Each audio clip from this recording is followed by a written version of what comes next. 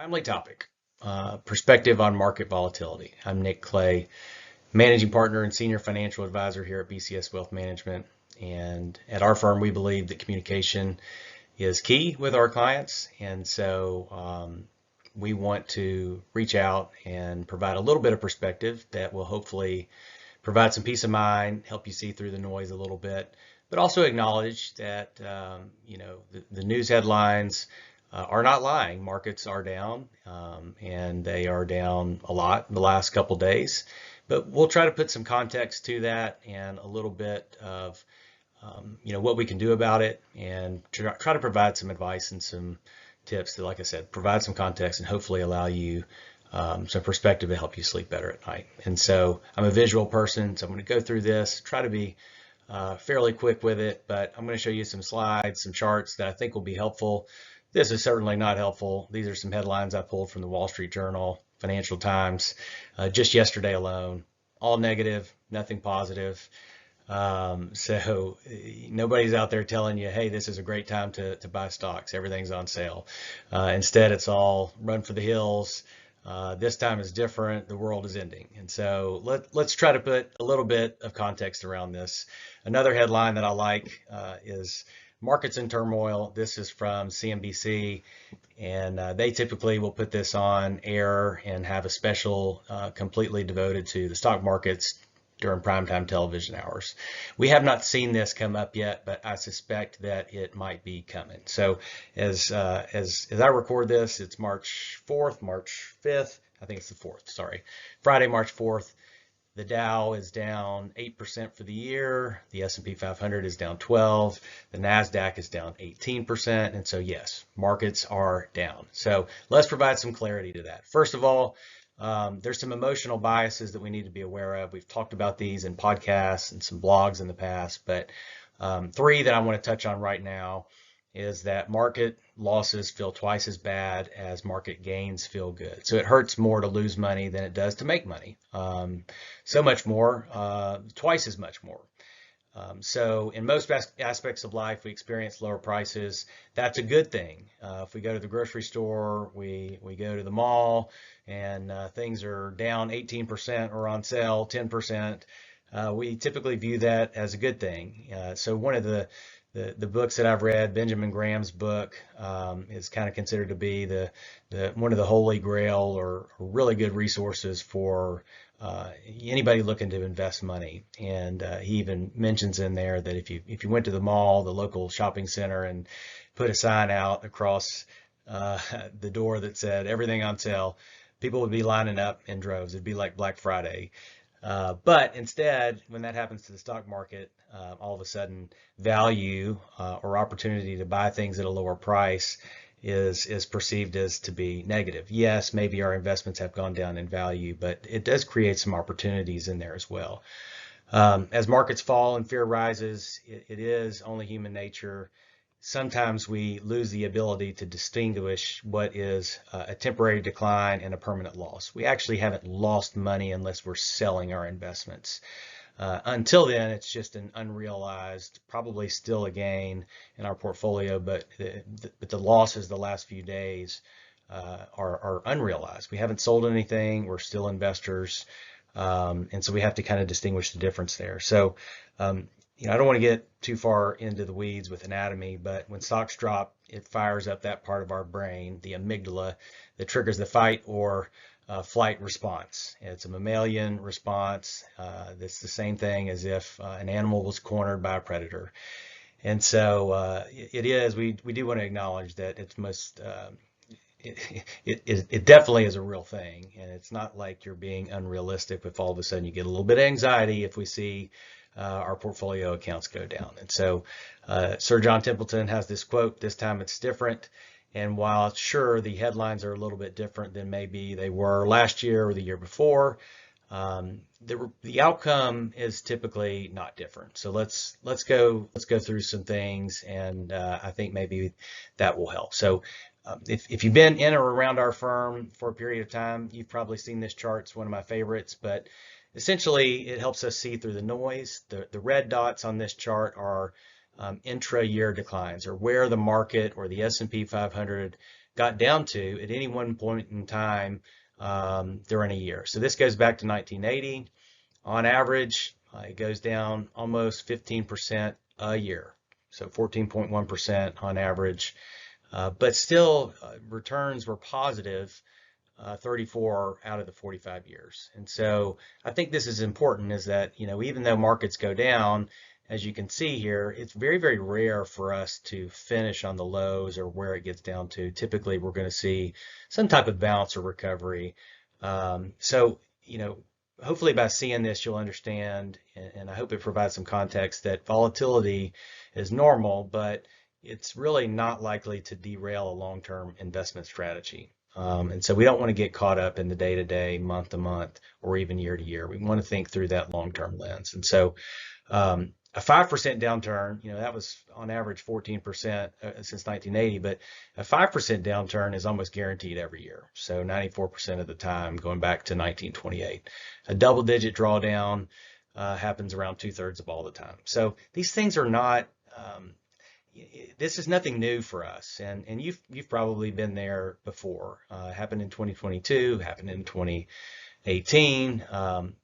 Probably the biggest, most notable.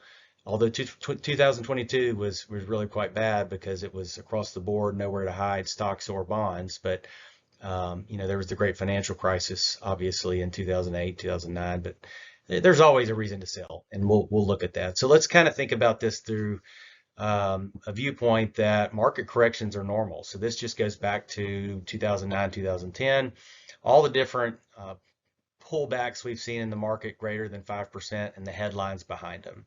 And in red there, you'll kind of see that these particular headlines on trade wars and tariffs, they're nothing new.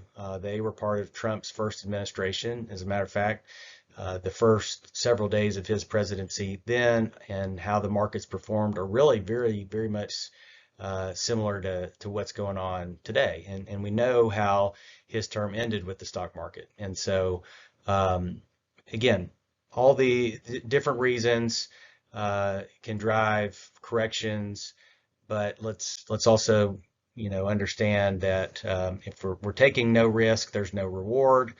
But also, thinking about it, if we just want to go sit in cash or sit on the sidelines, that really isn't a strategy either. And we'll also look at that. But, this is a really neat chart. It goes back to 1928, so long-term in view and perspective. But the stock market's averaged at 10% plus returns or annualized returns since 1928. And previously we looked going back until 1980, and we saw that there was on average a 14% drawdown intra-year or some point during the year. But going back to 1928, what we can see here is on average there's a 16% on average drawdown every single year. And so again, we looked at it back to 1980. Now we're looking at it all the way back to 1928. So what's not a strategy is trying to time the markets and say, okay, well, I don't really like this. I'm going to get out and maybe sit in cash or money market or buy some CDs. And I'll get back into the market or into the stock market when I feel better about it. And so that's not a strategy. So if you go back, again, this goes back to 20 years, to 2005. And you just look at this chart and says, okay, if you stayed fully invested in the stock market, the S&P 500, you would have made 10.4% a year. If you just missed the 10 best days, 10 days in 20 years, your returns are cut in half, 6.1%. Not quite in half, but at least by 40%. If you miss 40 days, your returns are now negative. And so really what I want you to see and take note here is that just missing a little bit of time can really derail long-term performance. And really the data is that the best days of the year are often on the heels of some of the worst days. We'll see these recovery rallies sometimes. And it doesn't mean that that's the bottom and things will go up from that point on, and they still could fall further, but the best days are often on the heels of some of the worst days. So when we have days like today and yesterday, there's going to be a good day around the corner. Doesn't necessarily mean that it's straight up from that point on, but you're going to miss some of these really good days that are going to hinder returns long term. So that is not a strategy. It's not ideal. it's really difficult to get out at the top and then get in right at the bottom. And I say really difficult, if not impossible. So thinking about if we just want to get out and sit on the sidelines, and so we acknowledge that we want to sleep at night. We want peace of mind, but your portfolio should be built in a way that you understand the risk associated with it. We build portfolios knowing there's going to be volatility. And so if we look at it from this viewpoint of let's just get out of our investments and go to cash. Let's buy some CDs or maybe a money market. Well, that doesn't exactly mean it's productive either. So it's also very much counterproductive, just like timing markets, maybe not to the extent, but this strategy, if you just go to cash or money market or CD, after taxes and inflation, you're also still at a net negative. So your purchasing power has been crippled that way as well. So really, what are our strategies? So time is our friend. So this chart just shows you that if you look at 1 year periods of time for stocks, bonds, or even a mix of stocks and bonds, the dispersion of returns of what you're likely to get are very broad. It can be, very good to not so good. But when you start thinking about things in 5-year periods or 10-year periods or 20-year periods, all of a sudden the odds start to skew in your favor a lot more. And so we invest with a long-term perspective. And so we're not trying to time the market. We're not trying to pick individual stocks on a regular or yearly basis. There's a time and there's a place for things like that, but we build portfolios for the long term and we stay disciplined with it because it's timeless and true. It's always worked. And we like investing based on facts over our feelings. And so short term, this is just 1 year. You can see a lot of choppiness. This is typically what you're always going to see in short-term market charts. So this is the S&P 500 over the last year. If we look at it over the last 10 years, yeah, there's still some volatility associated with it.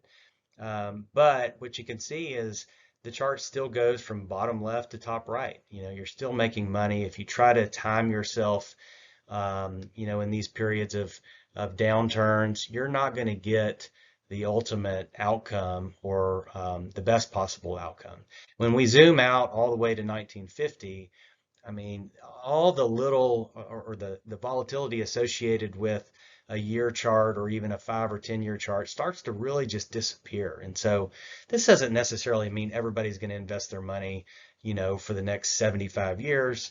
I'm probably not going to be here in 75 years, and you aren't either, but we still have to think from a long-term perspective and know that, hey, long-term, this works. Short-term, there's a reason why hedge funds who claim to beat the market year over year continue to go out of business left and right, and there's not nearly of them out there as much as there used to be. So speaking of odds, so here's 4 different charts of the S&P 500. And so this is 20 years, 15 years, 10 years, and 5 years, rolling periods of time. And so 100% of the time over any 15 or 20-year period going back, this looks like to 1955, you've experienced positive returns. So 100% of the time. I can't say the word guarantee, and I never would in our line of work, but that's pretty close to almost certain. So if we look at it in 10-year periods of times, 93, 92% of the time you're positive in the S&P 500 or just the stock market. And if we look at it in 5-year rolling periods, still 81% or 82% of the time you're positive. So the moral of the story here is the longer we stay invested, the greater chance of success. I also want to speak to the fact that we're talking about the stock market. And so the news headlines are purely driven and based on the stock market. That's what they're talking about when they're talking about the markets. The average investor, watching this, if you've watched it this far, you're probably not 100% invested in the stock market. You probably are diversified. You probably own some other asset classes. That could be bonds, that could be commodities, that could be real estate, that could be private equity, that could be private credit. That could be geographic diversification, investing internationally. That could be sector diversification. So what the market is when they refer to it on TV is just purely the S&P 500 or the NASDAQ or the Dow. So this is a little bit more perspective. if you're just a balanced investor, 60% in the stock market, but also 40% in the bond market, which you can see here is almost 75% of the time since 2000, this type of portfolio has finished positive. And so it's not nearly as volatile as the quote unquote market that you're going to see on TV. So again, there's always a reason to sell. We've talked about this. This goes back to 1900. These are some of the more bigger headlines that were not sensationalized. These are all, a big deal. I hope you hear that and understand that, and we don't discount the headlines of the day and what's caused them. But there's always a reason to sell, if we're just looking at headlines. But still, the blue chart says, hey, the market goes up the longer that we're invested, regardless of the headlines. And what this shows is the left side of this chart is that we've talked about this. The average correction is about 14%, but the subsequent rally, or when the correction is finished, or the recovery, in our world, what we would call it, only takes about 4 months. So sometimes these drawdowns and corrections can be short-lived because the recovery, on average, typically, that's how markets can be down quite a bit, 14% to 16%, depending on the chart that you're looking at, within, on average, during a year, but can sometimes still finish positive, is because it only takes a quarter usually for the recovery to take place. So each correction is unique, but the pattern of the eventual recovery is pretty consistent. So, as promised, as we get back to this headline, markets in turmoil, I mentioned it was one of my favorite headlines because a lot of times it indicates, hey, it's time to buy. And so this is really interesting. So somebody has taken the time to go back and say, since 2010, when CNBC started airing this headline every time there was turmoil or down markets, if you look at from the time they aired that show, I mean, they go out of their way and put it on primetime television, 8 o'clock Eastern time, a special dedicated to the markets and all the negativity that goes around or surrounding it. But if we go back to 2010, a year later, 100% of the time, the stock market is positive from the time they air these shows. So one could make the argument that, okay, when you see that headline, it's time to buy, because there's a good chance that a year from now, whatever I buy in at right now, it's going to be positive in a year. So it's really interesting. The numbers are actually staggering. So it's a 40% average 1 year return following this headline of markets in turmoil. So again, that doesn't necessarily mean it's going to work this time, but anytime the news gets ultra negative, that does create a little bit of opportunity, and there's some perspective, a reset in the markets, to kind of take some of the speculation out of it, and to like I said, reset valuations. That isn't always a bad thing. And so with our clients, hopefully with your portfolio, we're being pretty disciplined with rebalancing, and that's essentially buying low and selling high in these periods of time. Odds are you're not fully invested in the stock market, so you're not experiencing what they're talking about on the TV. Just got off the phone with a client, so I'll leave this as a last example, and we were talking about how much the markets were down. He's like, I just saw a headline, that if you're an older person in retirement, you probably need to talk to your financial advisor. And so I got the call, and hey, he said the NASDAQ is getting crushed. I said, all right, you tell me. The markets are down anywhere between 8 and 18% just this year, depending on which index you look at. And again, when I say markets, I mean stock markets. And I asked him, I said, what do you think you're down? And he said, well, okay, I think, if you're doing a good job, I'm probably down maybe 5 or 6%. And so this particular person, and again, everybody's going to be different because we treat each client unique with a unique plan and strategy, but this particular client is down 0.9% on the year. So again, when they say these things on the news, you have to understand that doesn't necessarily equate to, well, that's me too. So we don't want to bury our heads in sand. We always want to be very aware of what's going on around us. But we also want to understand that fear drives ratings and numbers, and that's how these news networks make their money. So they're making their money usually through ad sales and media advertising, commercials, and things like that. The more viewers, the more eyeballs they have on their station, the more they can charge for that, the more money they make. And so this is, again, I think it's funny. Markets in turmoil is usually what we would call a buying indicator. So hopefully that's been helpful. Just a little bit of perspective. If you have any questions, obviously we're here. We're paying attention. We're being good stewards and rebalancing and making sure that our target allocations line up with what we have decided upon, matches risk tolerance, helps us achieve goals. I think discipline is key, but please feel free to give us a call. Always happy to help. This has been helpful for you. I would ask that you share it with a friend. We think perspective is good, and we want everybody to experience success. Again, Nick Clay, BCS Wealth Management. Thank you, and call us if you need anything.